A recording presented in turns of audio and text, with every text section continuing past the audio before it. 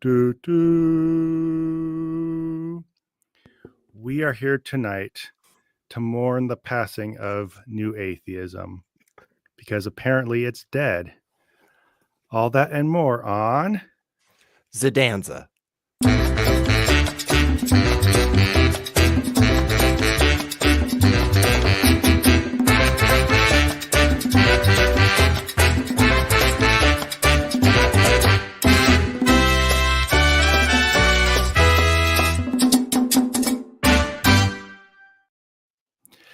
So, hey everybody, welcome.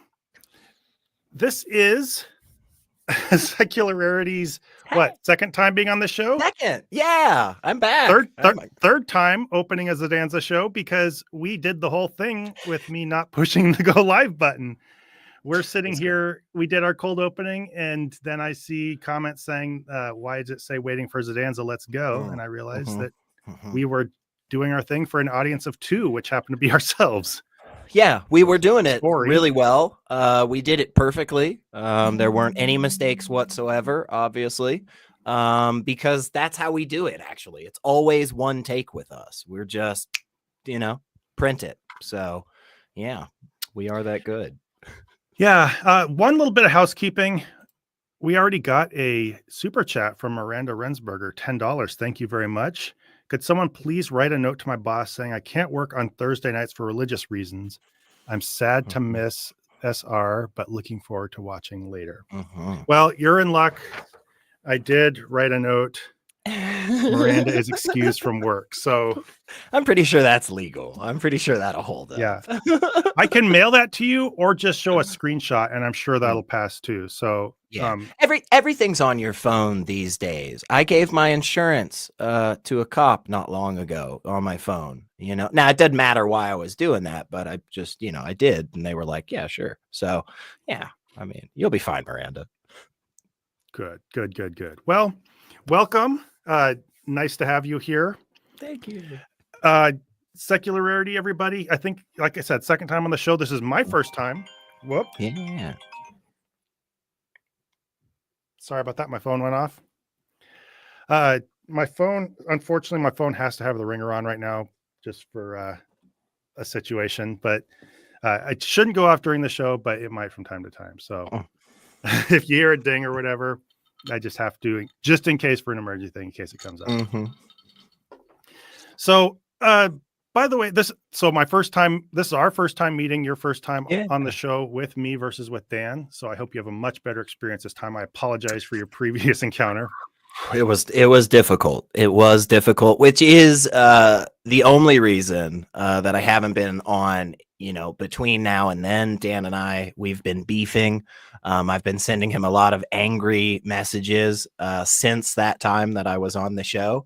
But no, he's supposed to be like, I don't know, he got like married or something, like he's in like love or whatever. I don't know. He's happy, off on his honeymoon. So you get to do a show with the mean one who's all uptight and just keeps things right on schedule, and unless he forgets to hit the live button. So I understand though you do some other things. So would you like to tell the audience about yourself and some things you'd like to do? Sure. Yeah, I'll be quick because we definitely have this is a fun one, man. We got a fun video today. So I have been out and about, hanging around, talking to people online for a few years now. One of the things that I do regularly is I'm one of the rotating hosts on the Atheist Experience. I've done a lot of other shows over the years. You can, just kind of see my face a bunch of places if you're bored and you have nothing better to watch.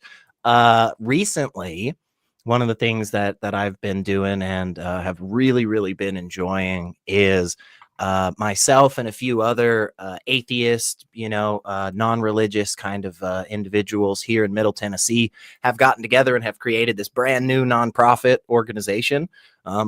And it's dedicated to connecting and supporting atheists, humanists, and secular people with all kinds of really cool in-person activities. And so we're building that network right now, working with a bunch of different organizations already, and just trying to, help our people find their people. So I definitely know if you're in the South, there's not a lot of spaces for you if you're non-religious. So we wanted to give our people a place to go, give our people a home. So that's what I've been doing lately. So, and then, every so often yelling at Christian apologists.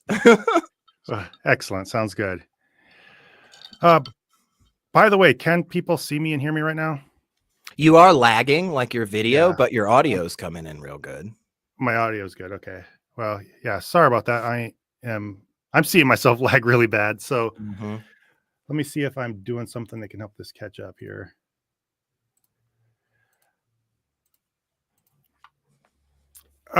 Geez, this is kind of rough. If you don't mind, let me if you have anything else you want to share about yourself, do that Oh right my now. gosh. Yeah, I Yeah, can. I'll try to hop in and out here real quick and see if Yeah. that can I'll fill time. helps us a little Yeah, bit. All right. absolutely. I'll be right. Yeah. Everybody out there that knows me knows, like, oh my gosh, this is my like favorite thing to do. Like, oh, we've got 5 minutes. SR, can you just talk nonstop? Like, yeah, of course, man. No, I see Kip is in the live chat, came and hang out with us just a couple Mondays ago at I guess not the most recent Monday, the Monday before. We did a fundraiser, and we're just trying to kick off the organization and start the process of us getting a building. That's going to be one of the most exciting things that we're looking forward to doing. But there's a bunch of other really cool things going on in kind of the South area. Especially throughout this year and in the summertime, if you're looking for really interesting and fun things to do. Like, for instance, at the beginning of July, I don't know if any of you guys have heard about this, but we have found Noah's Ark, and it is in Kentucky. And there's going to be this really cool protest that is put on by the Kentucky Atheists, and I think Pangburn, and a bunch of really great people are going to be there. So that is definitely a fun thing that we're hoping to shout out. And hey, I see we've got somebody interpretations in the live chat saying, I just signed up for NanoCon. That's so awesome. That's so freaking awesome. Yeah, good. NanoCon tickets, the Nashville Nuns Convention. We are going to have a whole weekend of a few hundred atheists, skeptic, non-religious, humanists, all hanging out and talking and having a good time. So yeah, it is going to be fun. There's a lot of cool stuff happening this summer. I see you're back. I don't know if you're totally back. Yeah, so is my audio at least uninterrupted? Yeah, the audio is sounding really good. Yeah. This is just trash. Sorry about this, everybody. Yeah. Let me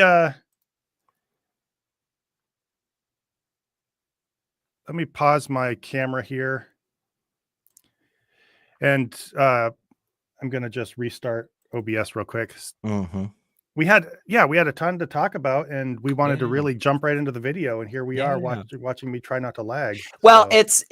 This is a divine intervention, I mean, this is proof of God. Hey, I think I'm just testing my head movements, and they seem to all be working. So I think I just need to get in and out of OBS. All right. So hey, so far on Zadanza, you have troubled yourself to do a full start to the show that didn't even get seen by anybody. Then you got to be put on the spot to just riff by yourself. I took over, man. It's honestly, it's kind of like me. It's like, man, within the first like 5 minutes, SR is taking over the whole show. That seems right. So So now, would you like to talk about some Trent Horn and about his opinion that maybe atheism is dead? I am thrilled for this, because I had been walking around for so long just telling everybody that new atheism is alive and kicking. So now I don't know. I don't know what I'm going to be able to talk about with people anymore. I'm worried. Yeah, no, it's there's a lot in this video. So see. So they back when I was doing more regular just debunk videos and stuff like that and responses, I of course would get a lot of you always pick on low hanging fruit, blah, Mm. blah, blah, blah, blah. And people, everybody could point me to somebody else who they think is better. Of course, there's William Lane Yeah. Craig, some scholarly this or that person. Yeah. But I got someone saying that I needed to try, I think, the Thomistic Institute and then Trent Horn, because those guys, those were the real deal. Right. Quit messing around with Frank Turek and Right. Kyle Butt and those kinds Well, of morons. the rest of them aren't even really Christians, are they, Zod? I mean, come on, you and I know that they're fake believers. These are the real maybe, but at the very least, they're like just the used car salesman, low hanging fruit. I'm just picking on the morons that no serious Christian ever listens to. Okay. And so, if I could just watch Trent Horn, my lack of faith in atheism would be shaken so hard. And so I came upon this video by him, and I was underwhelmed, I might say. He was not everything that he was built up to be. And I don't know. He says a lot of the same stuff, and honestly just comes off a little like an asshole. Yeah. I just Yeah. So yeah. Kip Davis said, I was once in a debate with Trent Horn. It was frustrating. I can only imagine. Yeah, I could see that. For sure. There's a lot in this video very quickly that comes up. That's like, oh my gosh, Trent. But I don't know. He's going to provide solid argumentation and evidence to support what he's saying. I'm positive he is not going to bring something from like decades old information. Guys, come on. Benefit of the doubt. Let's and this video, by the way, is about he's discussing whether new atheism is dead.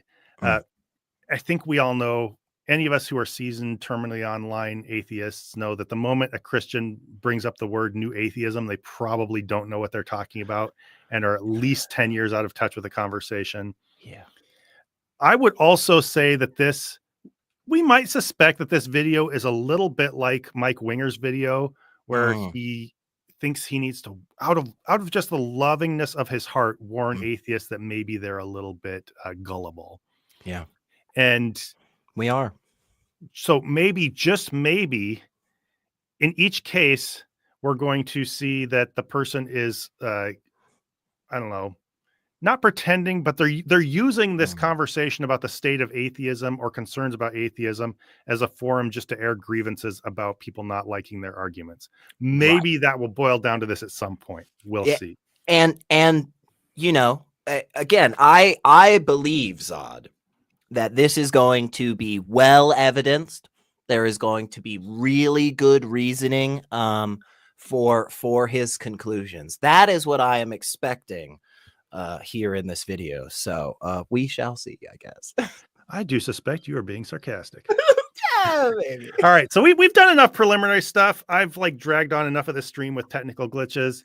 Let's dive right into this. First, though, one last thing. Dr. Ben is here. Hey, it's been a long time since I've seen or heard from you. So nice to see you around. I don't know what's your first time either. I am personally deeply wounded, but more than that, I'm just happy to see you here. But it is correct that Dr. Ben's first time here is when Dan is not here. I just think is it. And in fairness to Dr. Ben, this show just generally kind of sucks. So who this garbage? All right. Speaking of things that suck, let's watch some Trent Horn.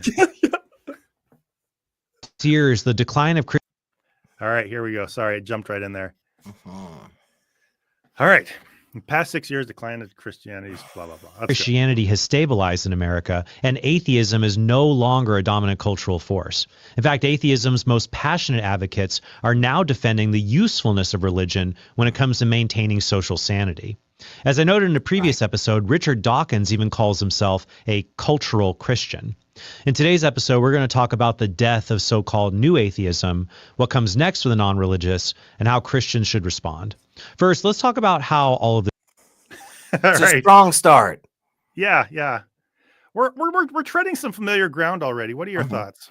I mean, look, here's what I'll say. To begin with, I'm glad that he has provided a single Pew Research study You know, I think that's great. I think that's awesome. You know, it would be a shame if there were a bunch of other studies that, like, you know, do that thing where we like aggregate all the data from like a bunch of other studies and then we like kind of look at all of them. We're like, oh, so the trend line is this. Because then it would just be like, well, actually, yeah, I mean, Christianity is still on the decline. What's funny to me is the number I would have cited would have been 25%. So the fact that he showed a poll that said 29% says that it is still kind of going up. I mean, I don't know what to tell you, but also, I don't know, Zod. I just can't think of the last time I had a conversation with an atheist, anytime recently, where we were really discussing the great progress for atheism as a whole that our Lord and Savior Richard Dawkins had given to us. I just can't remember the time anytime recently that somebody, I can remember talking to a bunch of Christians recently that were like, yeah, but Richard Dawkins said this. And I was like, oh, bro, I don't care. So strong start, Trent. We're off to a great start. Yeah, it's quoting Richard Dawkins is like a atheist quoting a disgraced televangelist from the 80s. Yeah. Like, I would say Jim Baker, except he's made a comeback and some people like him for some reason. Yeah. But still, yeah. Number one, just purely on a stylistic level, I don't like talking about style over substance, but it's at the point it's just distracting and bizarre.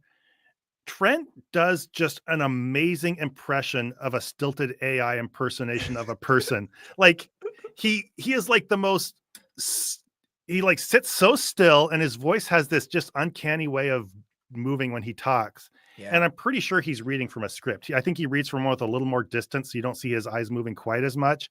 But yeah, it's kind of strange. But yeah, I'm seeing different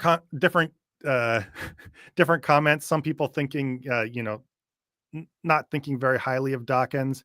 He's basically a non-factor, except in as far as he's disgraced for a lot of his stances on things like, transgender issues and stuff like that. But this whole, I don't know, along with just cherry picking one finding in one study that, is supposed to suggest that religious belief, or at least Christianity, is stabilizing, he points to the fact that a few atheists have said that there's some social benefit to Christianity, or that Richard Dawkins says, like, how long are you going to milk this thing? Yeah, sure. Richard Dawkins said that and calls himself a cultural Christian. Yeah. So I guess you guys have won and atheism is dead. Yeah. Because no single Christian has ever converted to atheism. Like, that's not our entire movement. And that is the point, man. It is so frustrating because the argument that often gets put to the atheist is, well, that's just a single Christian doing a bad thing, right? You can't judge Christianity based on that one bad person. But apparently you can judge all of atheism, which is an even narrower ideology, right? Is something that is really just focused on one question. Apparently, yes, you can judge all of that by the actions of one atheist. It's like, come on, guys, let's just be consistent.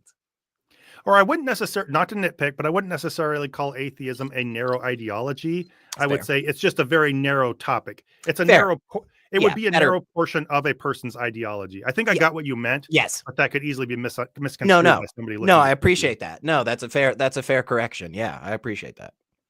So he's already looking to get a lot of mileage out of basically nothing, I think, if we were to sum up these first few minutes, right? Yeah. All right. Let's see if he comes up with anything better. Started. As a millennial, I remember as a child experiencing a vibe shift when it came to religion and culture. Growing up in the 90s, morning shows didn't highlight child drag queens. Instead, they warned parents about how films like 1992's Batman Returns were inappropriate for children. And instead of cartoons depicting non-binary characters with pronouns they, them, we had Wolverine from the X-Men finding comfort by reading a Bible in a church. Okay. In fact, in 1990... Okay, real quick. Just because this part really cracked me up for a couple of different reasons. One, you go right ahead. Guys, please, One's in the chat if you were surprised that Trent Horn is a millennial. Like, if that was a shock to you, like, please let me know. Cause I also was like, whoa, wait, really? Like, shit, man.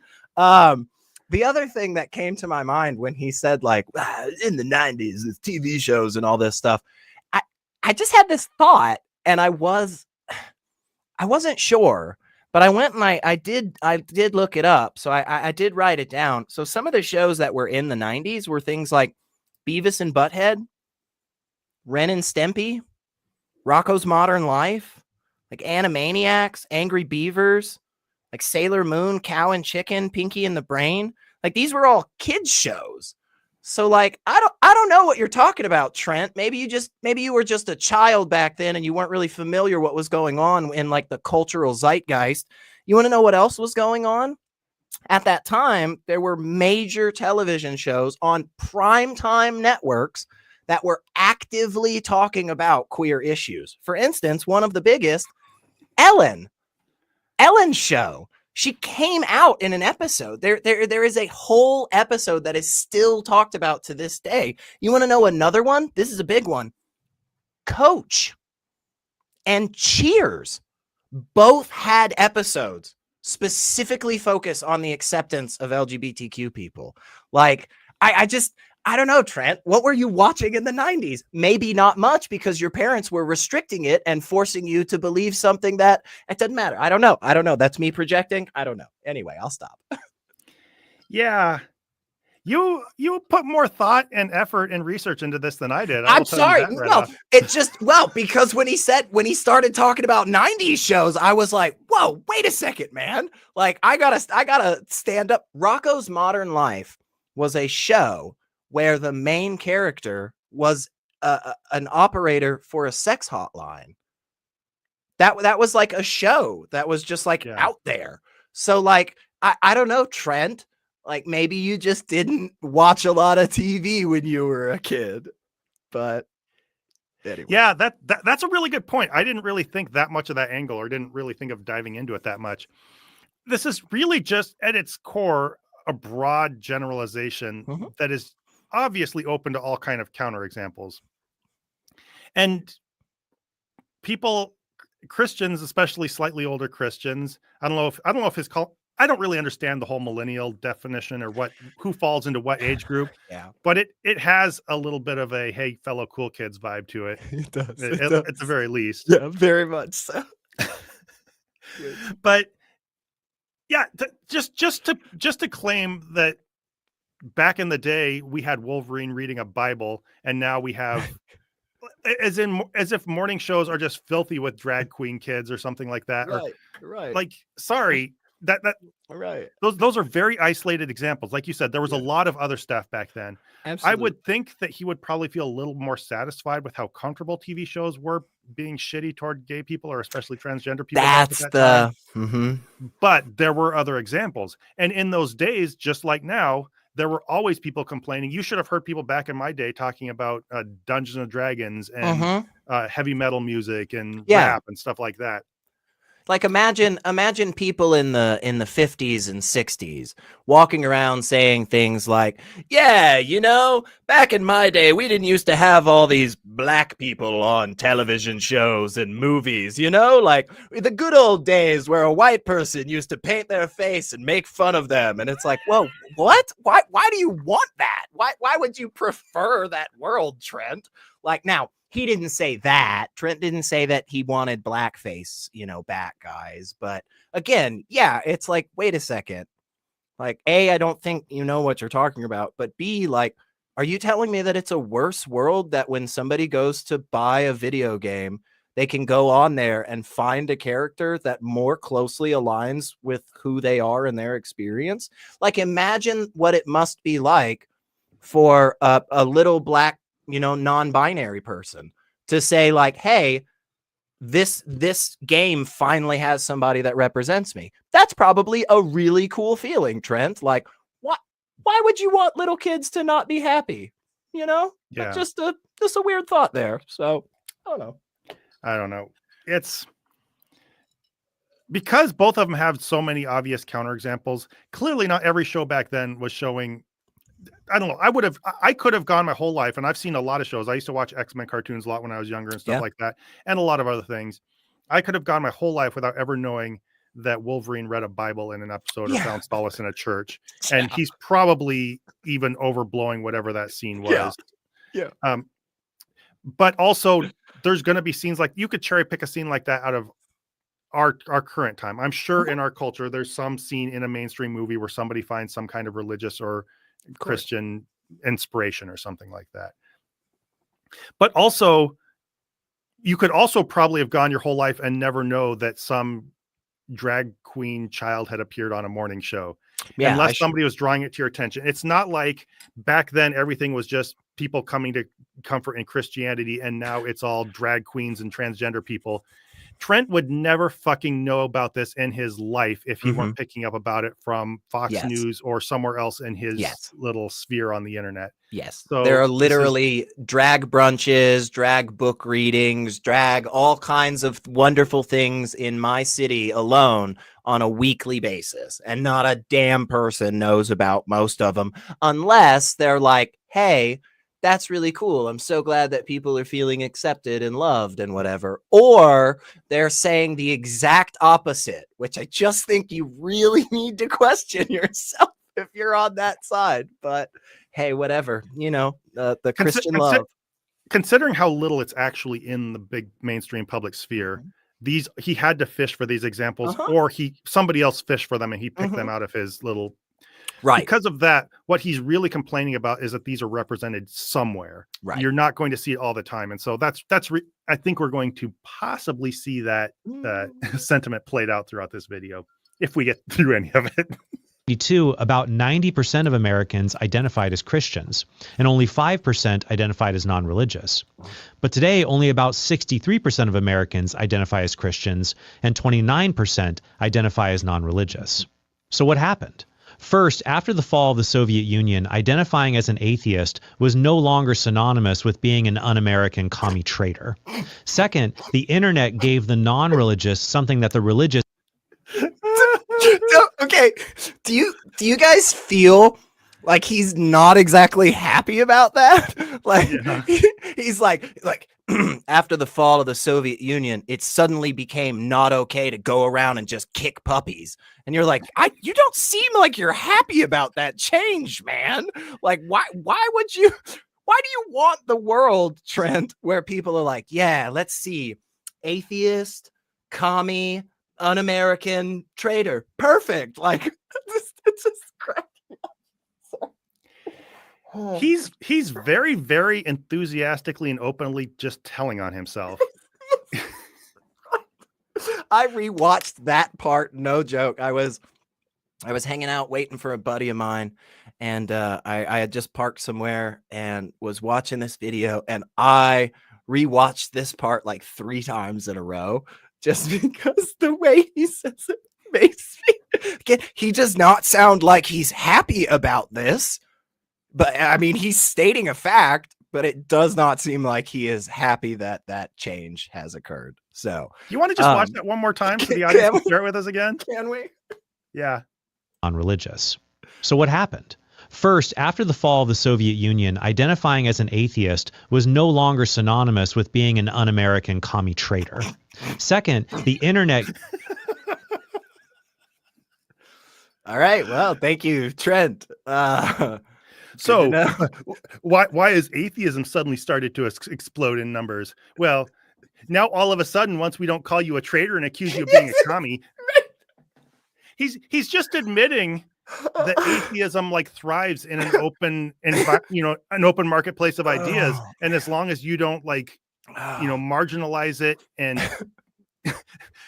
add these accusations to it, then suddenly organically it works better.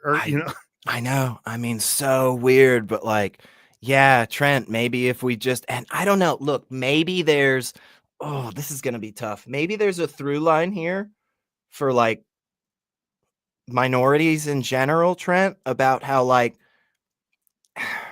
if we live in a society that demonizes them and calls them things like, un-American traitors and whatnot, like maybe maybe those people don't feel comfortable to express themselves, so maybe we don't see them in the public life. And then as we start to develop, as we develop into a society that actually stops demonizing people, then we see more of them. I don't know. That's crazy, man. I don't know. It's a weird thought, but yeah. As soon as we become a pluralistic society and stop shitting on other people's perspectives, then all of a sudden there's people who disagree with me everywhere. Ew. Yeah. Gross. Thanks, Trent. You know, what happened? Well, first they quit throwing Christians to lions, and then there was just Christianity all over the Roman Empire. Yeah, right. Exactly. Anyway. It's so stupid. It gets better. Gave the non-religious something that the religious have had for centuries, a place to feel like they're not alone and a place to encourage one another in their life's mission. Today, about 96% of American adults use the internet, but in 1995, that number was only 14%. Just as the printing press gave Protestantism an edge during the Reformation, the internet gave atheism the edge in spreading its arguments during the Information Revolution. Of course, rapid spread of an idea doesn't demonstrate its truth, because flat earth theory is the most popular it's been in the modern world because of its advocates' videos on the internet. The satirist Jonathan Swift... Real quick, you know, fair enough, Trent. Like, you're right. Just because an idea is spreading real fast doesn't mean that it is true or anything. It's a good point to note that an apologetic that has been used for a handful of years relates to the rapidness that Christianity spread during the first century or so, and that is proof of its truth. So I'm sure that Trent Horn will never use that argument again, if he ever has. I don't know that he has, but any other apologist out there using that argument, I am confident Trent will be on our side in agreeing with him here that is not good reason. Just thought that was an interesting point. Also, it kind of seemed like he wasn't super thrilled about atheists having community, you guys. Again, just another weird... Imagine saying that. Imagine saying like, yeah, you know, now that there's the internet, you know, people that collect stamps can like get together and do their life's mission. It's like, what are you talking about? Like, why are you unhappy about the things that most people find good? Like that you should ask yourself that question, man. He basically, through this whole part, he has this bizarre way of saying something that makes atheism sound really good and then just quickly Uno reversing it at the end. Right. Like, well, as soon as we quit calling them commies, then all of a sudden they started thriving. As soon as they had access to more information, could find each other, then, you know, they start like, yeah, that's you've just shown what happens when they can find community, when people who question this religion don't feel alone and don't feel like they can't talk to anybody else. All of a sudden you realize there's this big thing stirring beneath the surface that's ready to explode as soon as you quit marginalizing them, as soon as you quit calling them commies, all these other things. Yeah. But then it's almost like it's scripted. So it's not like you realize what he said on the spot, because I think he is pretty clearly reading. But it's like, why did you say that? You just but then he has to be like, but also flat earth. Yeah. But I mean, that could apply to anything. I don't know. It's obviously that's true, that not everything that appears on the internet is correct, or everything that appears because people can find like-minded people. And that's part of the two-edged nature of the internet. But the fact that he goes there and immediately switches to, but it doesn't make it true. Nobody's saying that demonstrates that it's true. No. But I think we need to take a more sober look at this. You know, why people, as soon as they have access to more information and aren't basically just being shat on for their questions, all of a sudden, this whole phenomenon of people questioning a religion just goes through the roof. Think about that more than just dismissing it but also flat earthers. Right. Maybe do that. And if you want to use his timeline, okay, let's take it all the way back to the late 90s. You know, I mean, he's going to more focus on the early 2000s, but let's take it all the way back to the late 90s. So what, in like 30-ish years, we've been able to increase by 25% of the population in this country. That's huge. That's incredible, Trent. Like you should be a lot more interested in that and stop this whole like, oh, it's stable, it's declined, it's perfect, all the Christians were safe.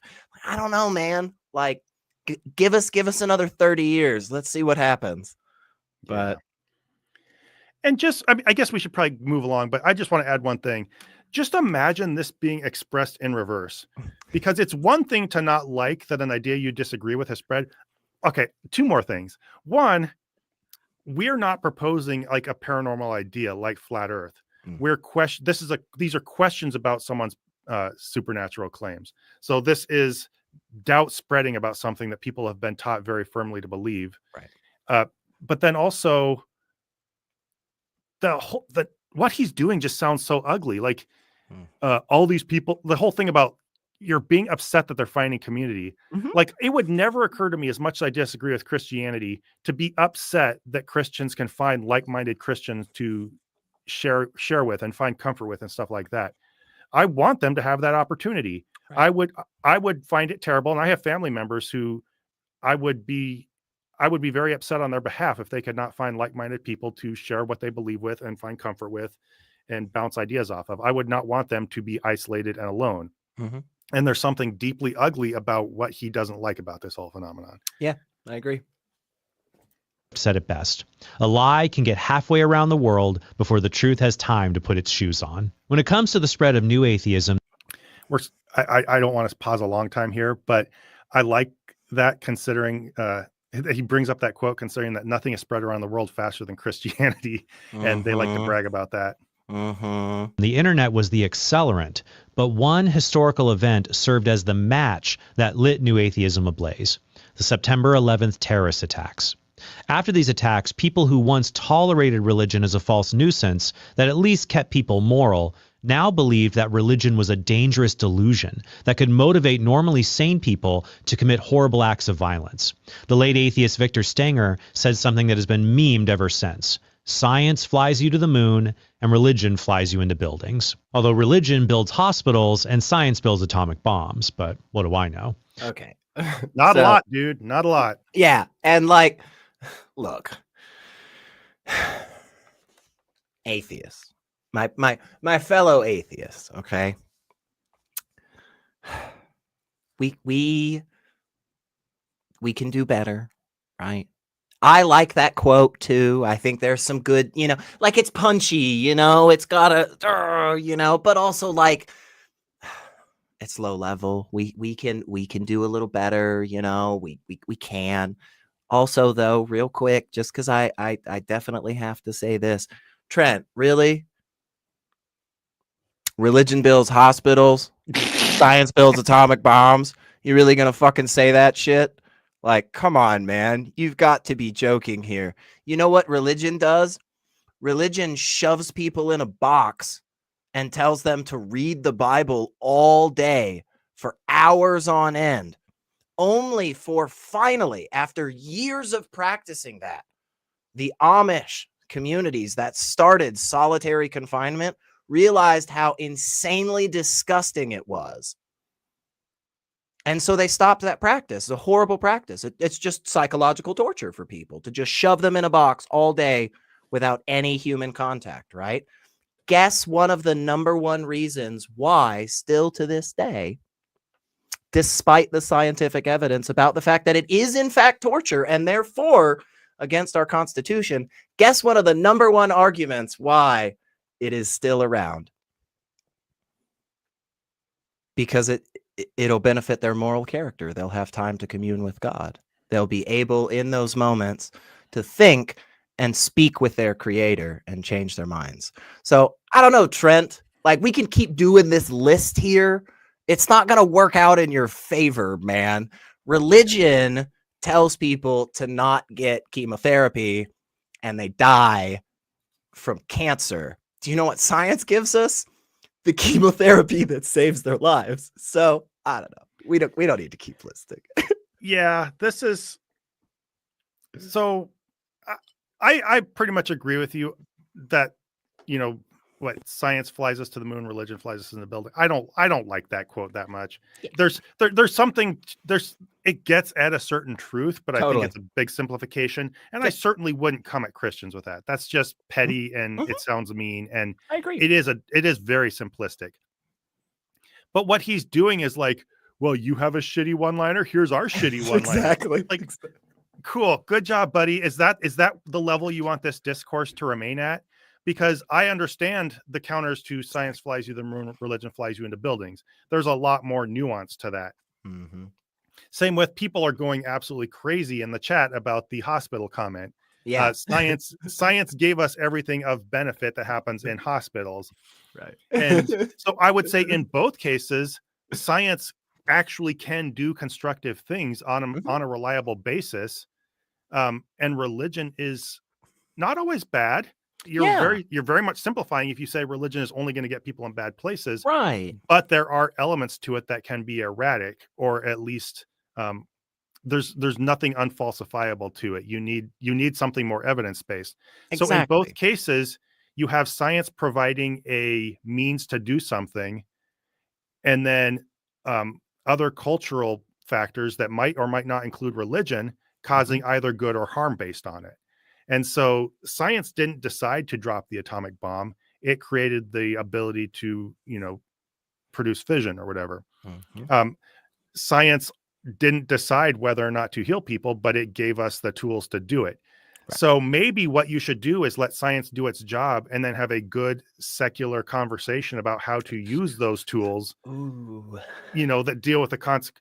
Like when Trent is comparing the effects of the atomic bomb to the effects of hospitals, he's not using God's command to judge these things. He's pointing to the evident consequences of both of these things.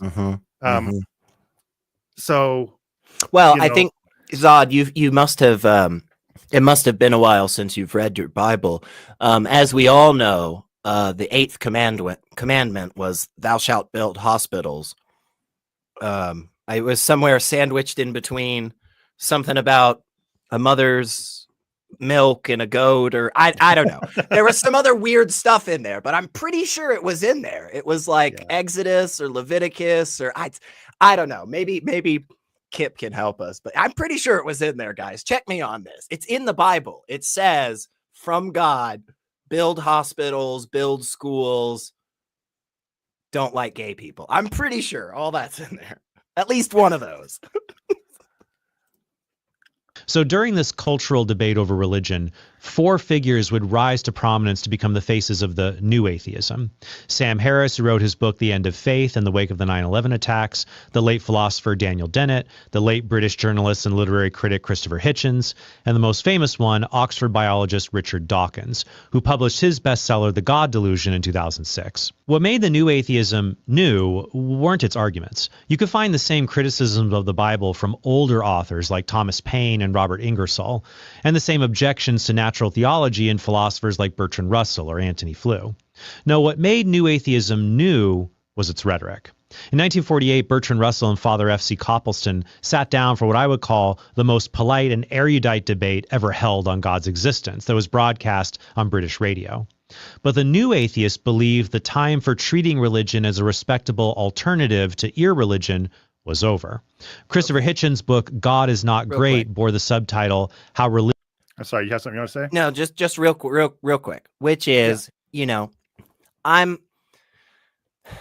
this is an okay presentation. I think it's a little, could have gotten there a little bit quicker, Trent. I mean, I'm not judging you too much on the format. I'm just saying, like, what you could have just got, through was like, this new atheism isn't a term that any of those people really, took on. They actually famously, those 4 have a conversation together where they specifically talk about that label, and they talk about how, like, they don't really, that's not their thing or whatever.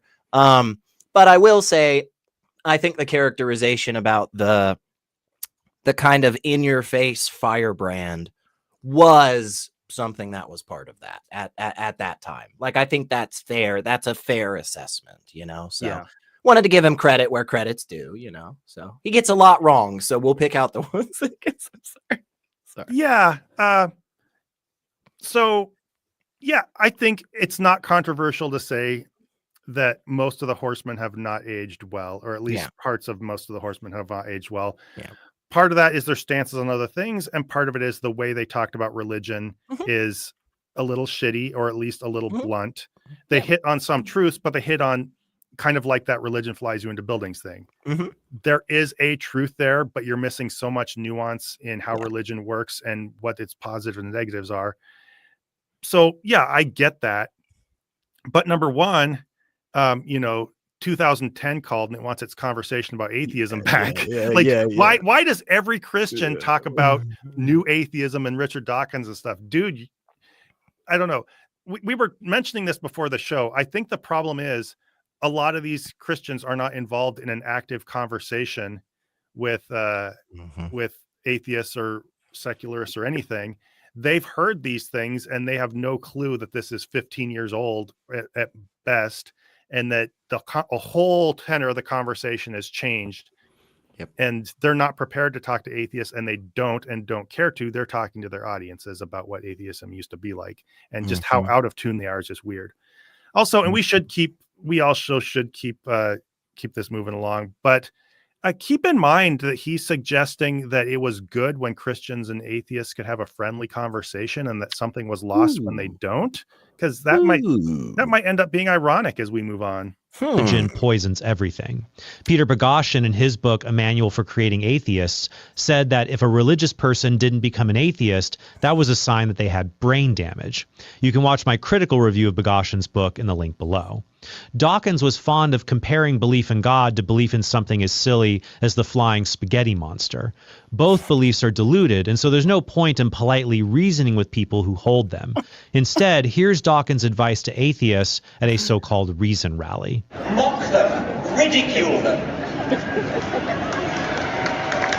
in public. Don't fall for the convention that we're all too polite to talk about religion. But this vitriolic attitude towards religion hasn't caught on among the general public today. One poll found that in 2006, 42%. You want to know what else? It hasn't caught on among large swaths of atheism either. Yeah. There is a real criticism to be made, but obviously he's trying to overblow it. I think he's trying to get the stink of this on all of us. And this is like us trying to put the I forget the name of it, the New Fundamentalist Baptist, whatever. Oh yeah, NFIB. Yeah, NFIB or whatever. Put that on all of Christianity. Like, great, fine. You could bring us clips of atheists being shitheads, and I could bring you clips of Christians being shitheads. What does that get us in terms of understanding the whole tone of the conversation between all of us? It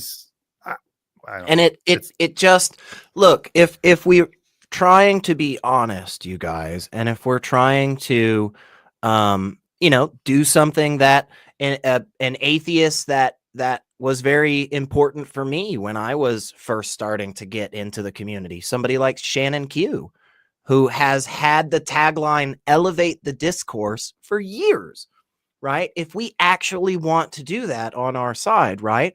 Well, then, yeah, let's make sure that we're not just saying it's all Christians, homophobic, piece of shit. It's like, whoa, wait a second.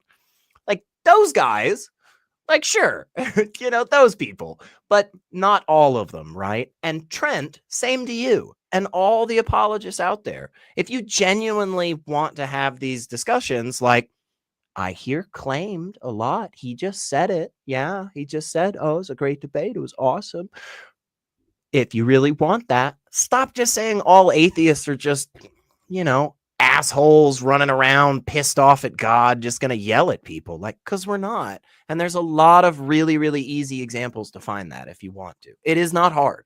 Genetically Modified Skeptic, one of the largest atheist creators out there. Like, you can easily go watch his videos. Like, so whatever. Yeah. And there's room to be fair here. I don't know how explicitly he's saying that this is all of atheism. I think that's kind of the point he's trying to make, is that this is part of what's dooming it. And you have to give room for the other side to criticize without expect them to constantly say, only some atheists and stuff like Sure. that. So there is some fairness Fair. for that, because I get called out for, well, that's not all Christians all the time. And yeah, so you have to give him room to make his That's fair. critique, but still it has an icky feel to it. Percent of British adults agreed with Dawkins' idea that religion is as infectious and dangerous as a smallpox virus. However, only about 20% of British adults hold that view today. New atheism failed because it didn't have a cohesive, coherent worldview to offer in place of religion. All it did was mock religion and naively assume that if religion declined, then perfect rationality would take its place. But man is a religious creature. If you remove the Bible and Christ, man will just worship something else in a tribal fashion and impose his own dogmas on the world to reinforce what he values in a religious sense, even if he... Okay. Yeah. There's a lot there. I mean, Yeah. So just for the sake of time, I think there are a few things I want to touch on, but I want to make this kind of quick. Yeah. First off, I want to just go back here a second. Look at the timing of what appears on the screen as he says things, because I saw something that looks a little weird. then perfect rationality would take its place. But man is a religious creature. If you remove the Bible and Christ, man will just worship something else in a tribal fashion and impose his own dogmas on the world to reinforce... Why is he showing surgeons doing surgery when he talks about imposing your own dogma on the world? it's very odd. The building is Planned Parenthood, so I get that. I get that aspect of it, but the surgeon part is a little weird. Another weird thing, though, is that I don't know about you guys. I mean, I'm not like I am definitely not like an art historian or anything. I'm not a scholar in it, but it appeared that first image that he showed seemed to be like Mesoamerican, like ancient Mesoamerican. So like nobody ever like took the Bible out of their society. They just developed a completely separate society and culture and religion, Trent. Like I don't know how he thinks the world started or anything, but like the Aztecs and the Olmecs and the Mayans and the Incans, Trent, they didn't have the Bible. They didn't have Christ. They never had it. Like that wasn't a thing, you know, until like people came over and like forced it into their hands. So I don't think he's necessarily trying to say they had it and lost it. But the point is, if it's not one religion, you're just going to be another one. Everybody worships something, and fair. And ours is basically the best worst option, as what I hear him saying. Yeah, and I mean that's right. It just doesn't look. It doesn't make your side look good, man.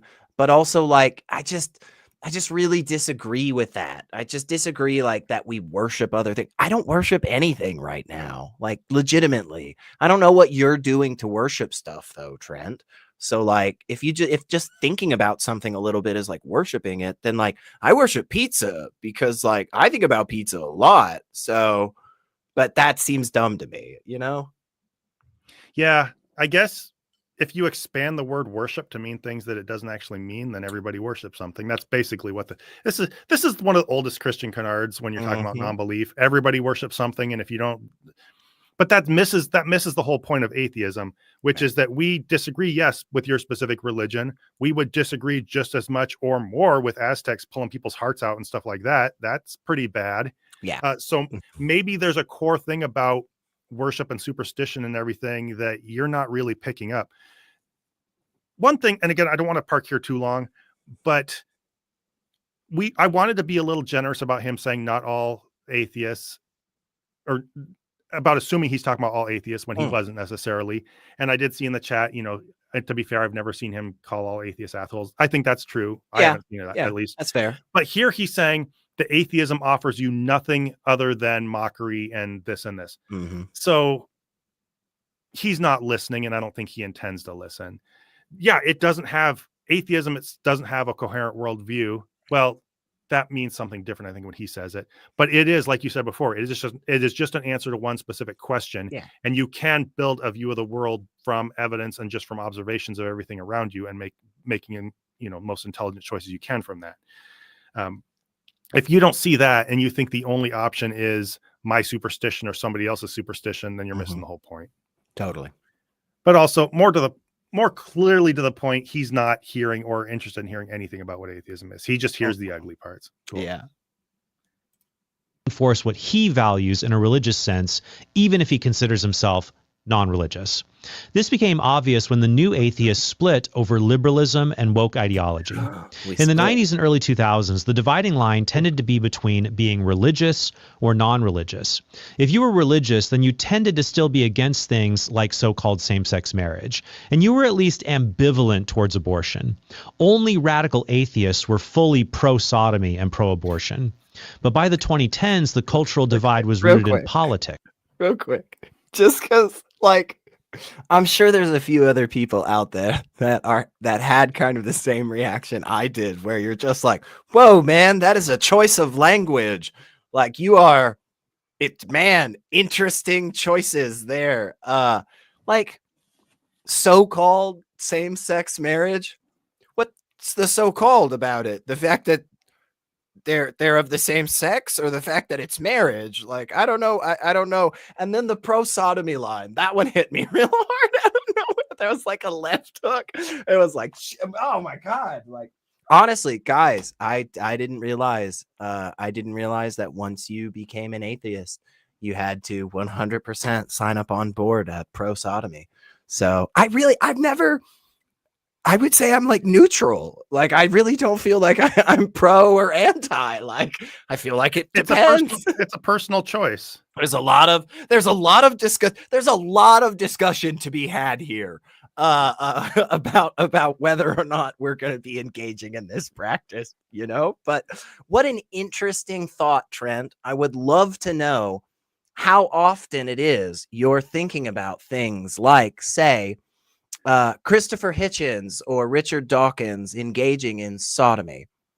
Just let me know in the comments, Trent. Just let me know, because apparently it's on your mind at least a little bit, right? So, I don't know. Weird. It's basically as simple as you think people should have personal choice on things that aren't anybody else's business. It's as basic as that. Yeah. We don't want there to be as much sodomy happening as possible. We don't want there to be as many abortions happening as possible.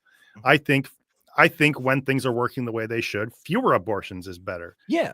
I think if people have access to birth control and are making healthy choices, we should see a very, very small number of abortions. It's obviously he's missing the point. And I think if he's not missing it on purpose, as engaged as he is as a public figure, he should definitely know better. He's being ignorant on purpose if he's not being dishonest. I don't see a way around that. You can't misunderstand somebody else's side that poorly unless you aren't interested in knowing. But if some people, for some weird ass reason, got into a place of cultural and maybe political influence and started banning strawberry ice cream, he would probably have an issue with that.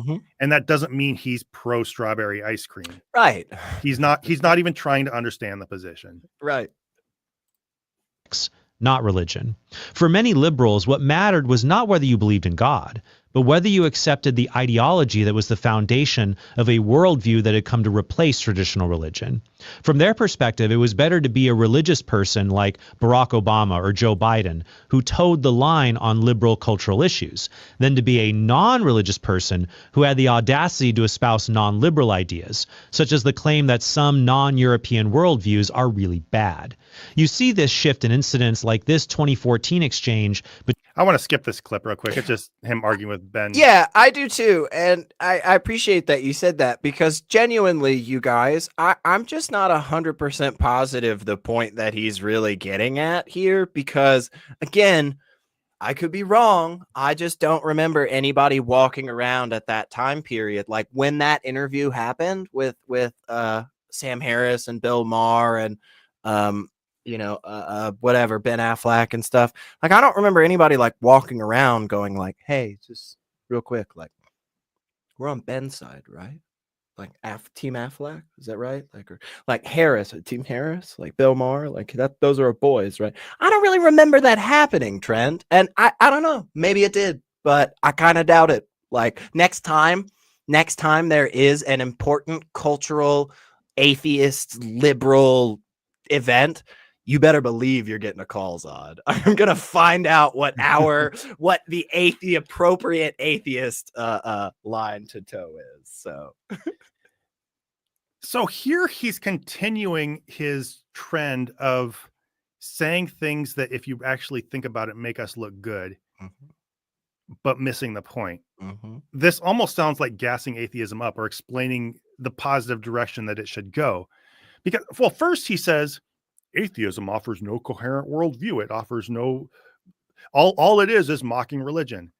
But then he's like, but when it comes down to it, then they would rather have a Christian who has progressive ideas than a non-Christian who's progressive. Well, yeah, thank you. You're making our exact point. Yeah, it's not like, yeah. They're about nothing but mocking God. But then when it comes down to it, they would rather take someone who is like, progressive and reasonable and decent than somebody who mocks God. That's the point. We're not just about mocking God. That is a tangential thing, if anything. Yeah. And by the way, if you're mocking him in a way that makes you a rude person, then, maybe you a fuck off too, depending on how decent you are to people around you. But yeah, like this is the whole point. At my core, I'm in terms of what defines me the most, an atheist. That's a response to one issue that has become important because of the society we live in. What's way more important to me are progressive values and just being decent to other people. So yes, I would take somebody who, like, Joe Biden, who has what I think are at least somewhat sincere Christian convictions, even if maybe they're not super core to his life, than somebody like Donald Trump, who doesn't give a flying fuck about religion and is just obviously just a far right-wing regressive. Like that, everything doesn't hinge on whether someone's religious. And Trent's acting like this is some kind of big inconsistency or that we're just all confused or anything. You're just missing the point of what we're all trying to get at. Right.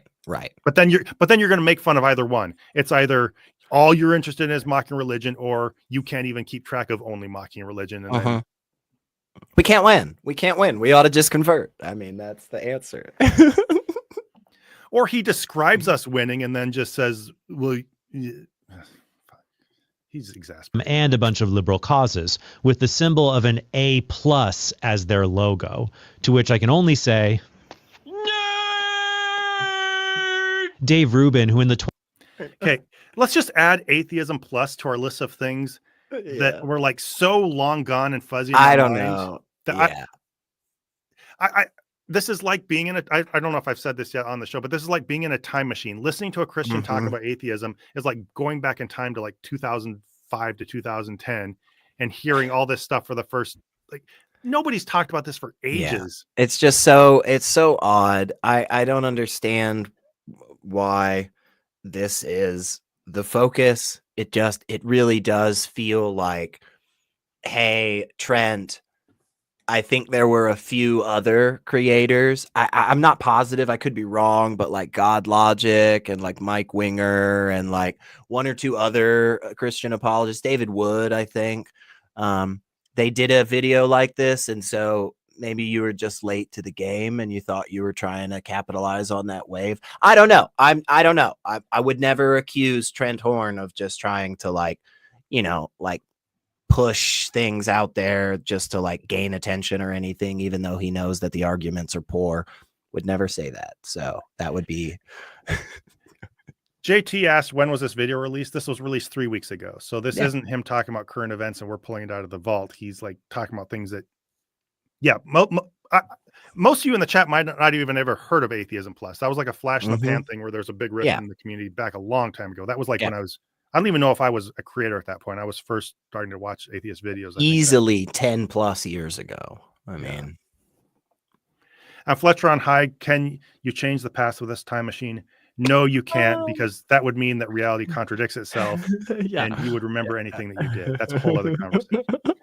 He's referring to a dorky video I made on my other channel. 2010s was a self-identified gay liberal atheist, said the Affleck-Harris spat and his disagreement with the Young Turks over it was the last straw that caused him to leave the left. In fact, many atheists who just wanted an A in atheism, i.e. the not believing in God part, rejected liberal views on Islam and then later transgenderism. Of course, some partisans of the new atheism fully embrace the new liberal movement, as can be seen in people like Matt Dillahunty, who at least 3 months ago was in a queer relationship with a man pretending to be a woman. When Andrew Wilson pointed... I think what Trent Horn could use is a big pile of shit to make sandwiches out of so he can eat them. I think that would be cool. This is another one of those moments that for me just really came out of nowhere and just felt like Trent Horn just slapped you in the face.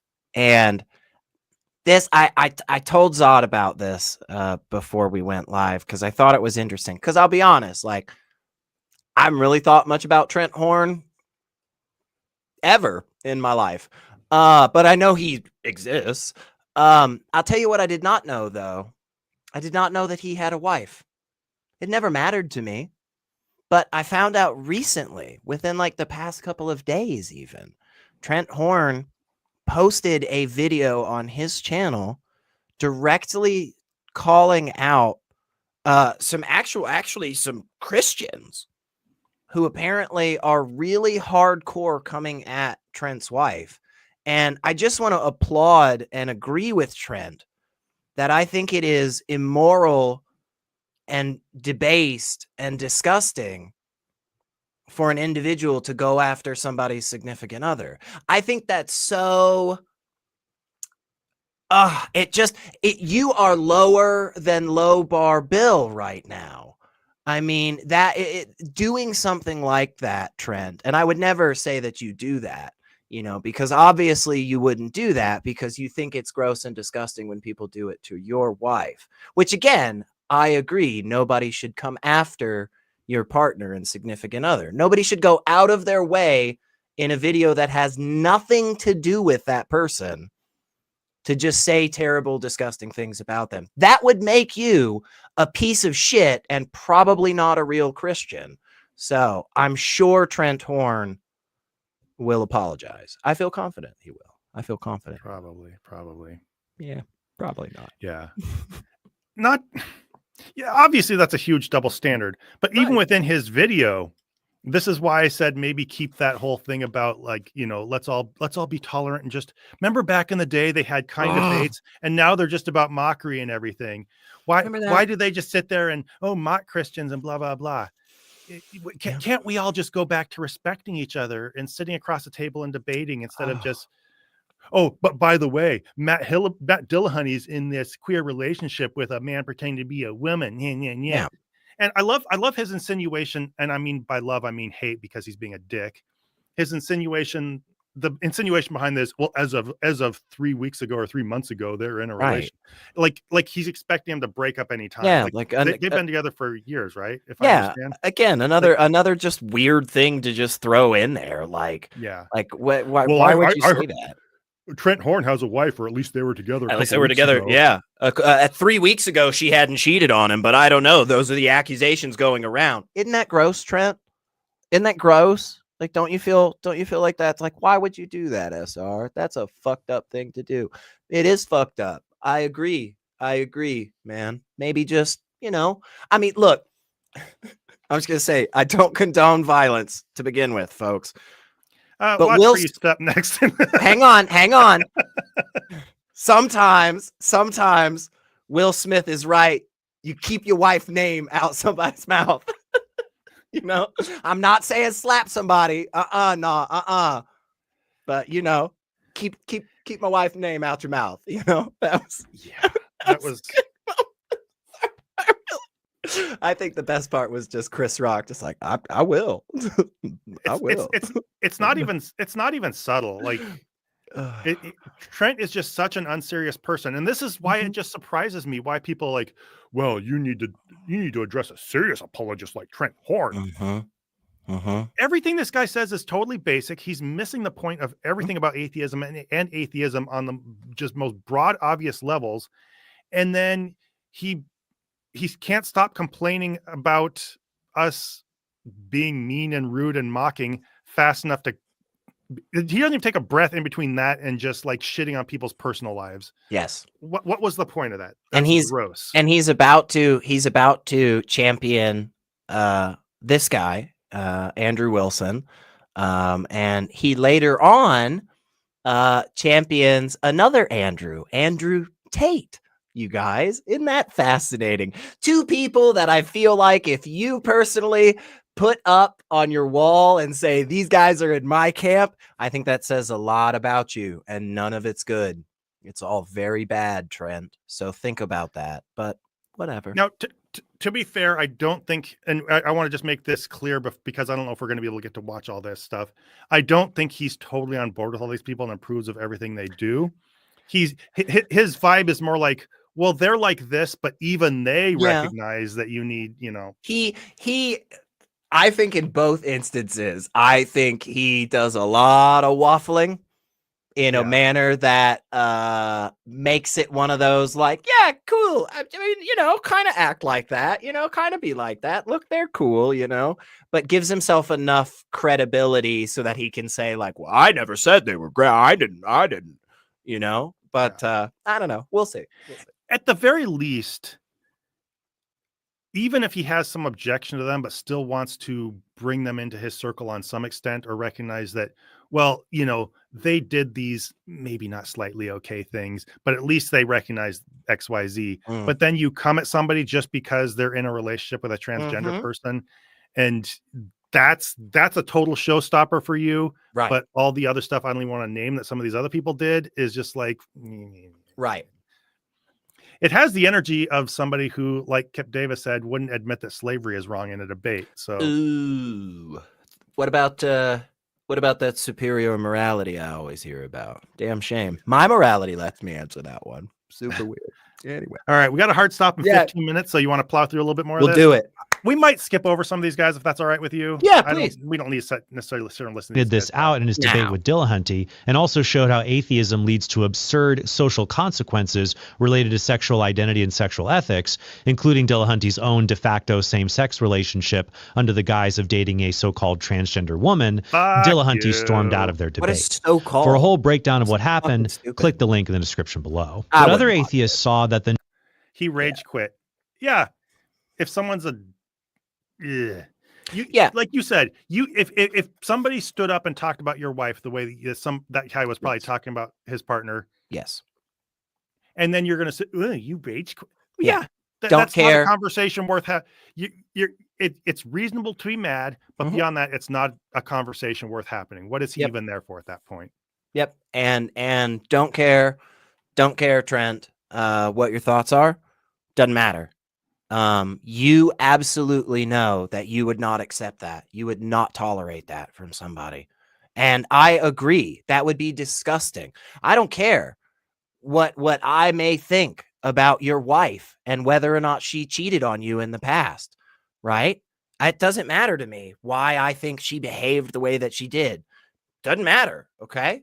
I'm saying right here, right now, I think it's gross that people are saying that. I don't think that is acceptable, just like you agree with that, man.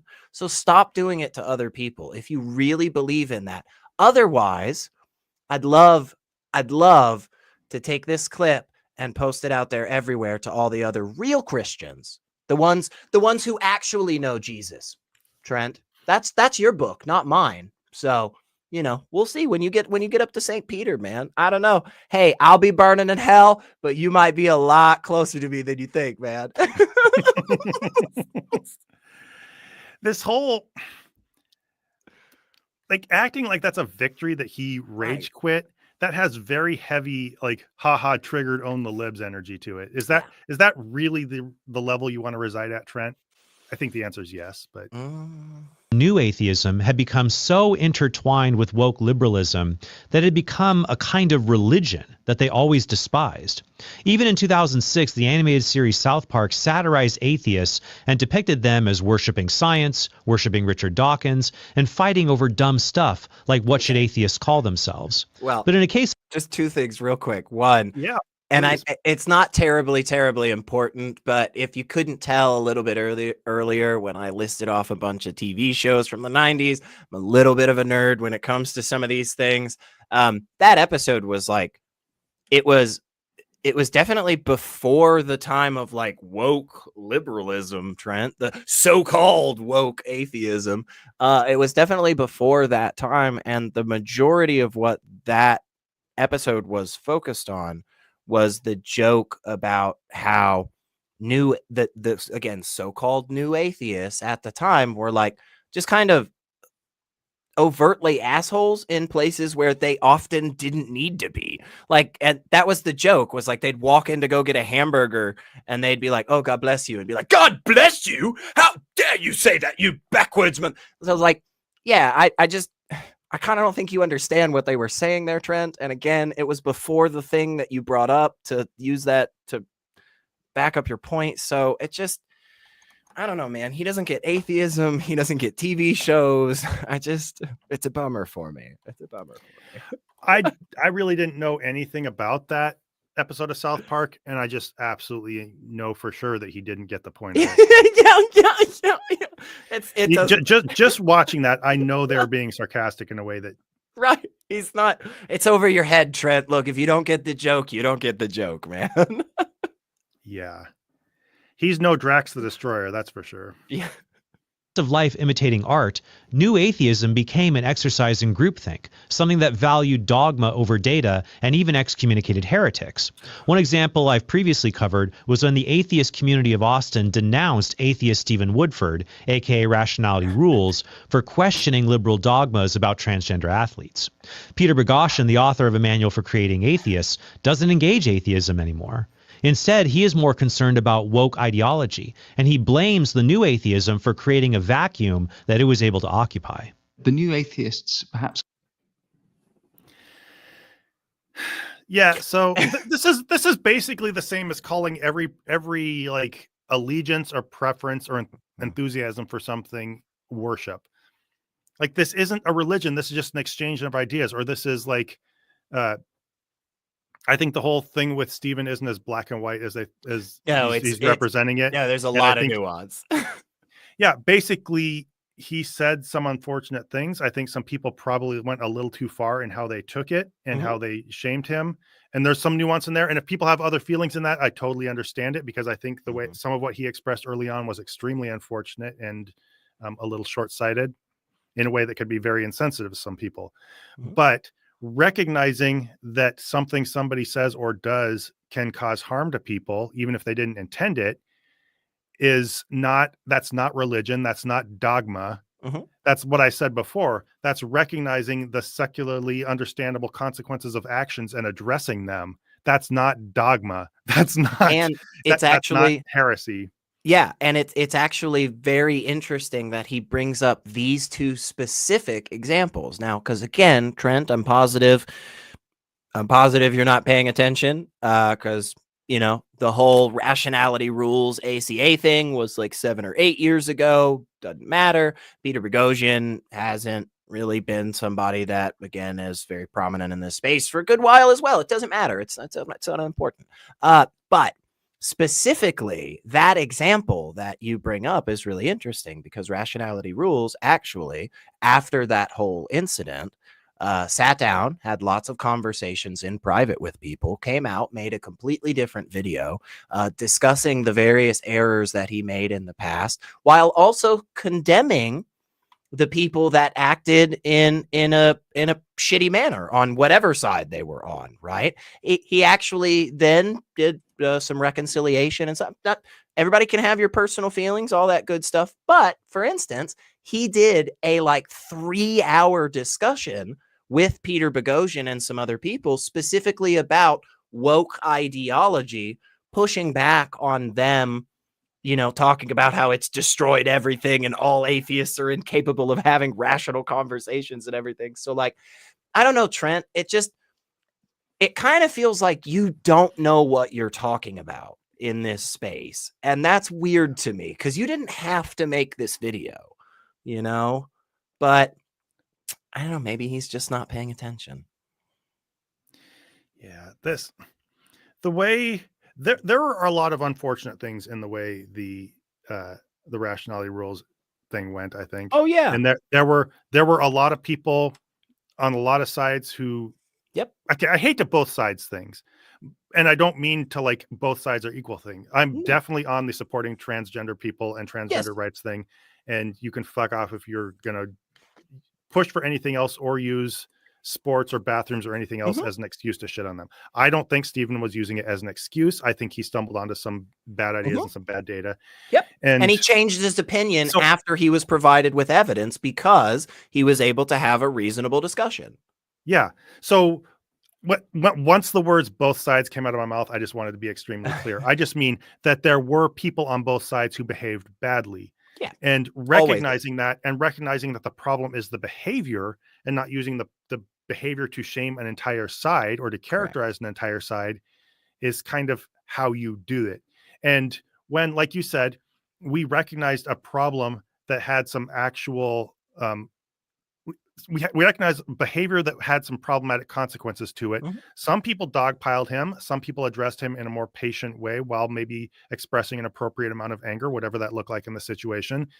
And he recognized what he did was wrong and addressed it. And people found a little nuance in the middle, maybe, or just completely, abandoned some misconceptions. All that is just the way conversations are supposed to work. Right. That's the system working as intended. Right. But he, I think, only sees things in terms of dogma. There's no alternative to one dogma over another for him, not because those are the only alternatives, but that's just because that's how he sees everything. So the problem is, at its core, he doesn't understand. Okay, I think on an intuitive level, he understands addressing things based on consequences and things like that.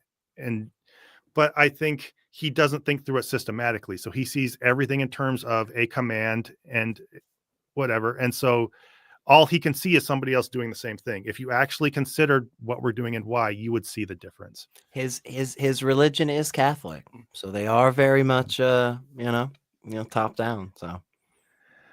Holly Umboblical Hawk. I think Holly Hawk with an inside joke from Kip Davis. Put this pretty well. Does he have a problem with the community handling conflicts and potential harm proactively? Yeah, good point, Holly. Yeah, like why does Trent seem to be against these things that sound good to me? Like atheists are having community. Bruh. Atheists are policing their own in a manner that gets people to calmly come to the table and change their views. Bruh. It's like, why don't you like that, Trent? A group of people had a disagreement and resolved it. Ha! You're religious too. Yeah, you're dogmatic. It's like, whoa, what? All right. I think. Is there anything else that you want to at least touch on? For getting close to the end here. I have a pretty hard bottom of the hour cutoff today. I think overall, I mean, he kind of ends up saying most of the same thing. But here's one point that I did really want to make sure to drive home, because I'm sure Trent watches. I know he does. Hey, Trent, good to see you again, by the way, buddy.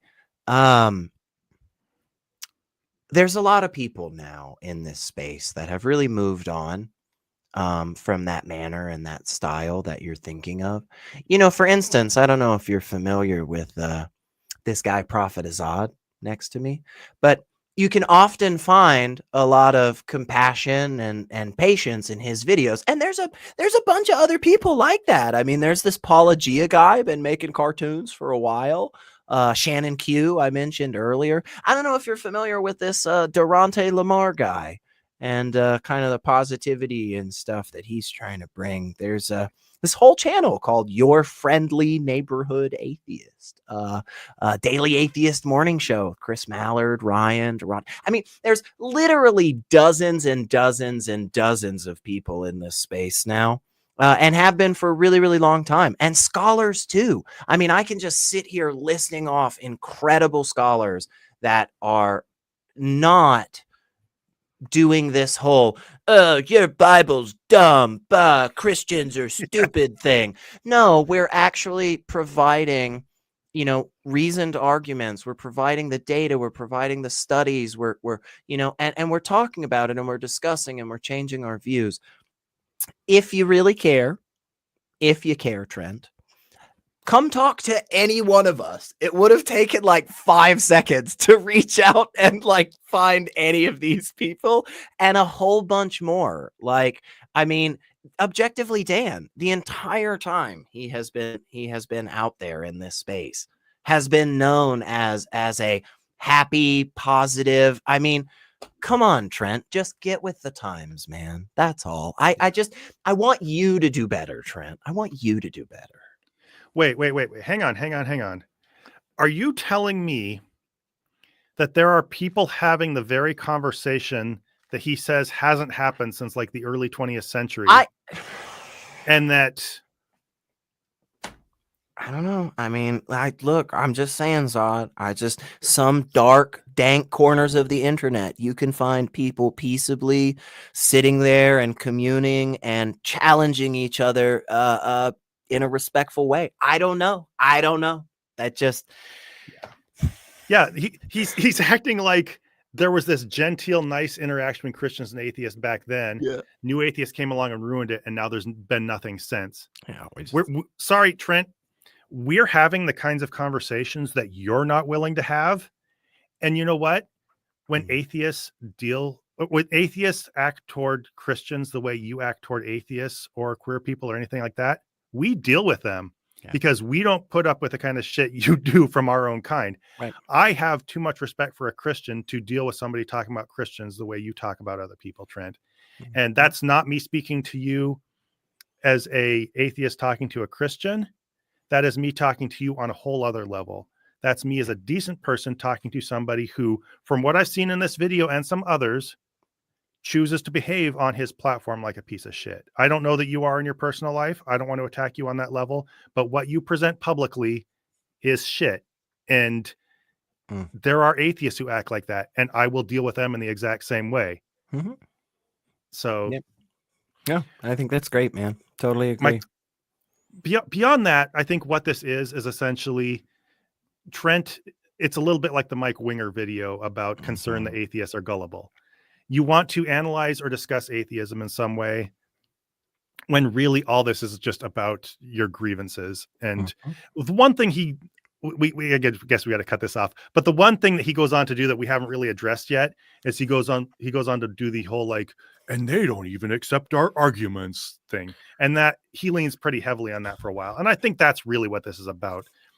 He doesn't like certain kinds of people and he shits on them even as he calls for civility, but then he just doesn't like that we don't accept his arguments. So instead of just understanding there's some disconnect here, and maybe I'm not communicating properly, maybe my ideas aren't good, maybe they just don't get it, but let's work together to click and help them get it. Like he says those people used to do way back then. He just is like, well, they don't like my argument, so they're stupid. And okay, he didn't say they're stupid, but that's the gist of what he's getting at. They're stubborn and they don't want to. Yeah. And again, I think one of the best things is throughout the video, it felt like multiple times he was presenting something that sounds good, but in a way where it kind of felt like he wasn't on board with it, you know? So like, just remember that, you guys, and think about that. The next time there's somebody out there that's trying to like tell you, you know, it's terrible these days. I mean, people of all races and belief systems getting together and being friendly. It's like, oh wait, that's a good thing. Yeah, okay, you're not in favor of that. All right, cool. That's a good. Now I know. You know, they don't even call atheists commies anymore. Right? I know, it's the best. All right. You have any last thoughts? Anything you want to remind your audience to go do or anything like that? I put a link to your link tree in the description finally. Yay, so go check out his stuff. Really good guy. He's got a lot of good stuff going on. And if you're in the Tennessee area, maybe go drop by and say hi. Yeah, definitely. If you're in this area, come see us. And just in general, like, if you really do think of atheism as the people yelling at each other and just debunking and laughing at religious people, feel free to tag me in the comments below, and I'll give you a list of all the people that are providing wonderful community and good scholarship and elevating the discourse and so forth. So, if you really don't believe us that they're out there, I promise you, I've got 10 or 12 people I can list right off the top of my head. So, all right. Well, thanks for coming by. I really appreciate it. This is a lot of fun. And Dan, by the way, I saw a question, when's Dan coming back? He should be back next week. This was a scheduled 3-week off time for him to, I don't know, get married and go on a honeymoon with his so-called marriage. Whatever. Happily ever after, or something, love of his life, whatever. She's a great person. Whatever. All right. Like, comment, subscribe. Go check out Secular Rarity. Have a good night, everybody. As soon as I can find the closing, there we go. Voy a cantar esta canción con mucho cariño de mi corazón a la República Dominicana, la casa del merengue y la casa de la bachata. Voy a cantar esta canción con mucho cariño de mi corazón a la República Dominicana, la casa del merengue y la casa de la bachata. La la la la la la la, la casa del merengue. La la la la la la la, y la casa de la bachata.